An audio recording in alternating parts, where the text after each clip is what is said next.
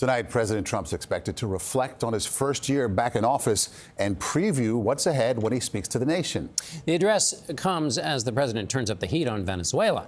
CBS's Nancy Cordes reports from the White House. A salute from President Trump at Dover Air Force Base today as the bodies of 2 Iowa National Guard members and a civilian translator were returned to U.S. soil after an attack in the Syrian desert this weekend. As he prepares to address the nation tonight from the White House, President Trump is also ratcheting up pressure on Venezuela, announcing a total and complete blockade of all sanctioned oil tankers going into and out of the country. Just a blockade. We're not going to let anybody going through that shouldn't be going through. Venezuela's president, Nicolas Maduro, called it reckless and a violation of international law. His defense minister said the country would not be intimidated. But Venezuela's coastline is now ringed by 11 U.S. warships, with 15,000 troops in the region. Trump called it, quote, the largest armada ever assembled in the history of South America. The U.S. already seized 1 oil tanker last week. A blockade is an act of war.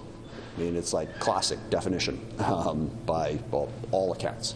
Washington State Congressman Adam Smith and other House Democrats forced a vote this evening on a measure that would have required Trump to get congressional approval for his military campaign.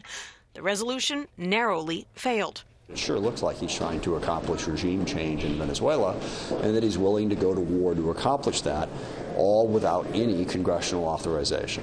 Trump has now declared Venezuela's government a foreign terrorist organization that he says is using the country's massive oil reserves to finance an illegal drug trade. But in her new interview with Vanity Fair, Trump's chief of staff, Susie Wiles, seemed to confirm that the true goal is to force Maduro out. Trump, she said, wants to keep on blowing up boats until Maduro cries uncle. Late this afternoon, we learned that Dan Bongino, the deputy FBI director, will soon leave his post after less than a year on the job. Bongino, a former Secret Service agent, was the first deputy director in modern times without experience as an FBI agent. President Trump said Bongino wants to return to his conservative radio empire.